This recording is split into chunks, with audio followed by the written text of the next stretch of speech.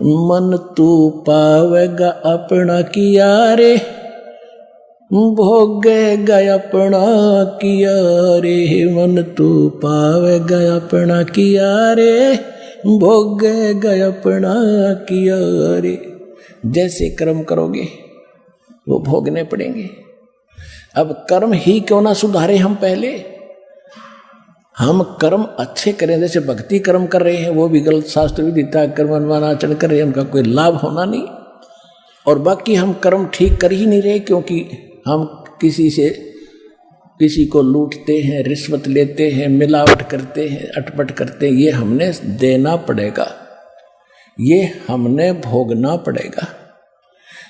जैसे एक समय एक गुरु से चले जा रहे थे, रास्ते में एक मछलियां पकड़ने वाला शिकारी मछली पकड़ रहा था और मछलियों को जाल भर भर के बाहर डाल रहा था। वो तड़प तड़प कर मर रही थी।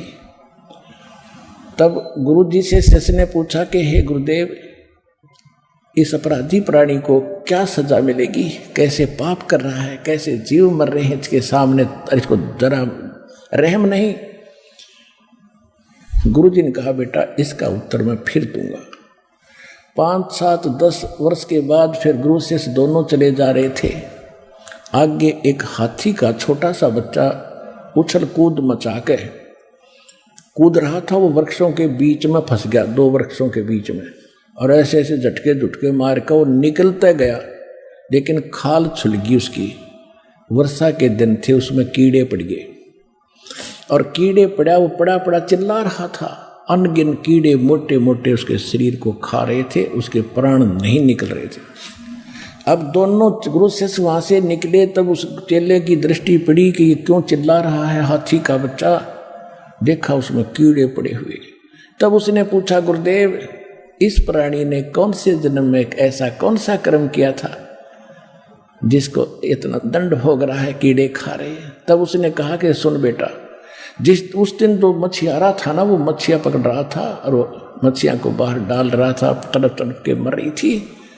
ये हाथी का बच्चा वो मछियारा है और ये मछलियाँ अपना बदला ले रही हैं। ये उनको खाया करता था, अब ये इसको खा रही है। चल बेटा आगे। गीता अध्याय नंबर 7 के श्लोक नंबर 29 में जो स्पष्ट किया है कि जो सभी कर्मों से परिचित है। जैसे वो आपको बहुत बार कथा सुनाता है कि एक समय एक व्यक्ति की 2 विवाह हो गए। पहले वाली से पत्नी से एक पुत्र हुआ, दूसरा विवाह किया तो उन दोनों दूसरी के भी पुत्र उत्पन्न हुआ, पहले वाली की मृत्यु होगी। उसके बाद दूसरा विवाह किया तो उससे भी पुत्र उत्पन्न हुआ। दोनों के 10-12 वर्ष का अंतर, 15-16 साल का अंतर था। 10-12 वर्ष का बड़े पुत्र की और दूसरे पुत्र की आयु में। तो किसान की मृत्यु होगी। बड़े का विवाह हो चुका था, छोटा भी 10-12 वर्ष का था। छोटे वाला किसी कारण से रोगी हो गया। संपत्ति का बराबर का अधिकारी था। कुछ दिन ट्रीटमेंट भी करवाया। फिर उन्होंने दोनों ने, पति पत्नी ने क्या लालच छाया कि क्यों ना इसको विष दिला दें और सारी संपत्ति अपनी हो जाएगी। यही लास्ट में निष्कर्ष निकला। किसी वैद्य से संपर्क साधा। उस वैद्य ने कहा इतने पैसे लूँगा, मैं ये काम कर दूँगा, दवाई कर दूँगा। ऐसा ही हो गया। उसने 200, 250, 500 रुपये जो लिए वो दे दिए और उसको विष दे दिया, वो मर गया। सभी को ये था कि बीमार है भाई, मर गया, बात खत्म हुई। कुछ दिनों के बाद उनको एक पुत्र प्राप्त हुआ, इकलौता पुत्र, सारी संपत्ति भाई वाली भी अपने पास, और दिल खोल कर उसको खूब खिलाया पिलाया, ठाठ से पाला पोसा। जब वो गिने दिनों में 14-15 साल का, 16 वर्ष का हो गया, उसका विवाह कर दिया। विवाह होने के बाद वो लड़का बीमार हो गया। उसका सब जगह इलाज कराया उन्होंने, क्योंकि वो अपना बेटा था। इसलिए देश विदेश में जिसने जो मुँह मांगा, झाड़ फूक सब कुछ करवा ली, आदि संपत्ति बेच कर लगा दी। लड़का खाट पकड़ गया, कोई रिकवरी नहीं हो रही थी, स्वास्थ्य में सुधार नहीं। एक दिन उसका पिता उसके पास बैठा था, मत्था पकड़े, क्या होगा भगवान, इकलौता पुत्र, ये जीवेगा नहीं। तब उस लड़के ने कहा कि भाई साहब, अपने पिता को कहा, भाई साहब अब मेरा जो है तेरा मेरा अकाउंट बराबर होगा, लेन देन बराबर हो चुका है, लकड़ी और कफन के पैसे शेष हैं, उनकी व्यवस्था कर ली।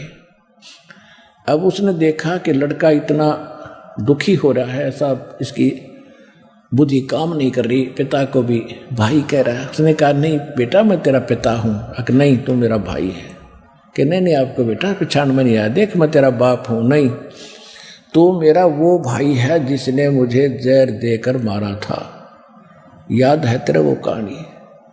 आज मैंने अपनी पाई प्राप्त कर ली है, तैने जो मेरी संपत्ति हड़प करी थी वो मैंने खर्च करवा ली है, और अब तेरा मेरा हिसाब बराबर हो गया।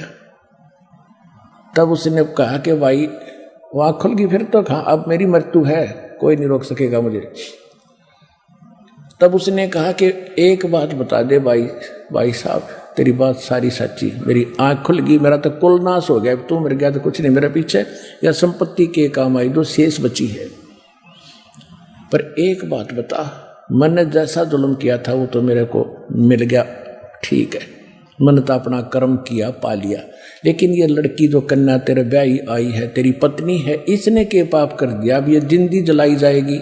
क्योंकि उस समय सती प्रथा जोरों पर थी, मरने वाले की पत्नी साथ फूकी जाती थी उसी चिता में।